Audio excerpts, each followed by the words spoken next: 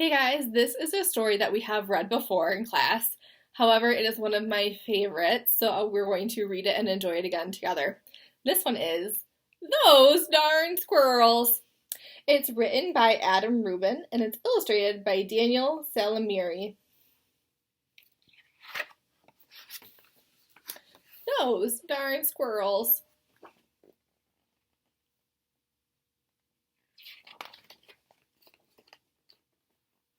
On the outskirts of town, at the edge of the forest, there was a little old house.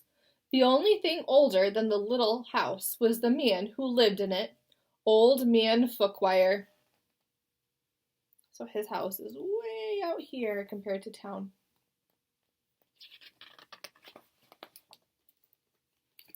Old Man Fookwire was so old that when he sneezed, dust came out. He was also a grump. He hated pie. He hated puppies. The only thing he liked was birds.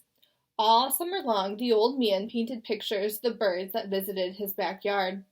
There were whirlybirds and bonga birds, baba birds and yaba birds. Even a rare flugel bird came by once or twice.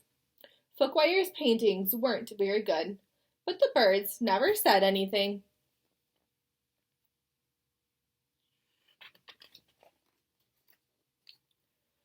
When the air turned crisp and leaves began to change color, the old man grew sad.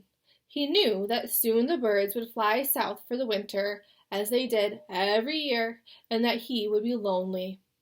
Then he had an idea. If he fed the birds, maybe they would stick around. So Old Man Fookwire built beautiful bird feeders and put them up all around his backyard.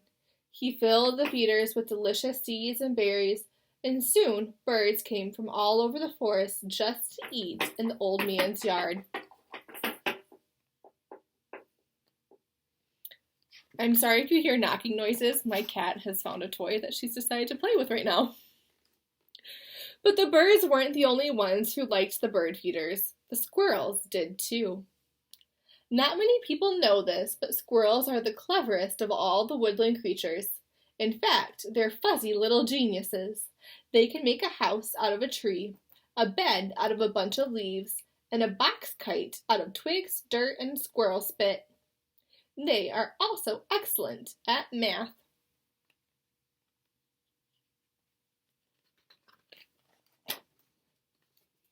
Winter was fast approaching, and the squirrels needed to gather as much food as they could to get ready, so they decided to take some of the bird food. The birds were not happy, neither was Old Man Fookwire. When he discovered what had happened, he shook his old man fist and yelled, "Those darn squirrels!"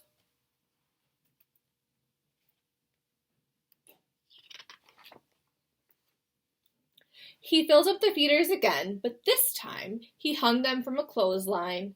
Then he went back inside, confident that the squirrels would no longer be able to get the seeds and berries. But the squirrels were determined. They devised a plan, and this time they took all the food from the bird feeders.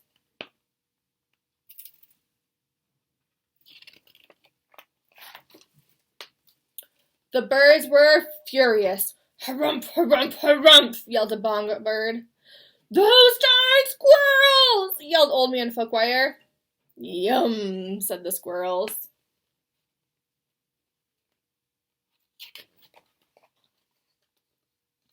Now, it was Old Man Fookwire's turn to devise a plan. He went to the general store to get supplies. He bought lasers and clamps, he bought wires and springs, he bought all sorts of tools and built a veritable fortress around his bird feeders.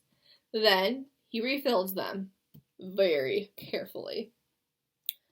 "Na na na na na," snorted the flugel bird.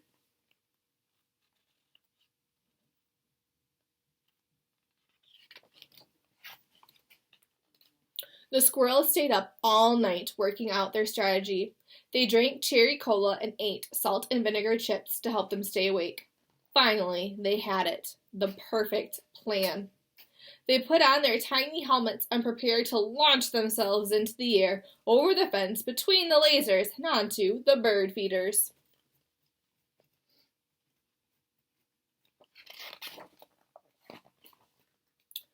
The first squirrel misfired and hit a tree. The second squirrel went too high and landed in a bucket. The third squirrel sailed clear over the house. The birds laughed and laughed. They each had one last delicious mouthful of seeds and berries from the old man's feeders. Then they flew south for winter, just as they did every year. Psst, said the flugelbird. Bird.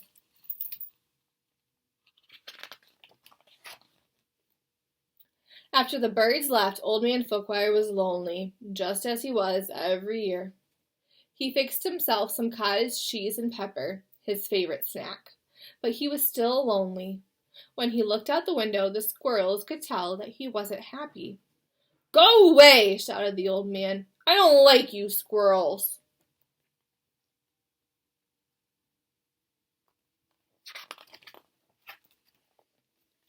The squirrels held a meeting deep inside a large tree. They decided to give the old man a present to make up for taking the seeds and berries. Now, not many people know this, but squirrels are not only fuzzy little geniuses, they also collect just about anything they find on the ground.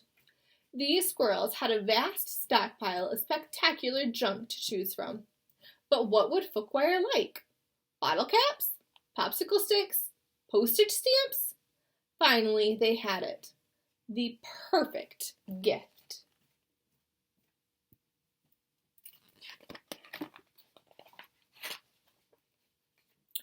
The squirrels stacked all of their loose change on Old Man Fookwire's doorstep. There were dimes and pennies, there were nickels and quarters, there were even a few tokens from Coco's arcade. It all added up to $47.36, plus a few rounds of skee-ball. "Maybe you squirrels aren't so bad," Folkwire said when he found the coins. "But I still like birds better." This gave the squirrels another idea.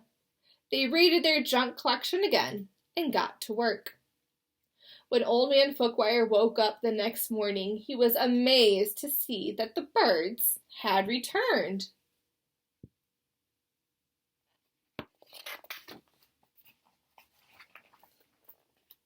But wait! Those things weren't birds. They were squirrels in disguise. "Great googly moogly," said Old Man Folkwire. "This will make quite a painting." He ran outside and took down the lasers and the wires and the spring-loaded trapeze. He turned all the bird feeders into squirrel feeders. Then he painted till his brush ran out of bristles.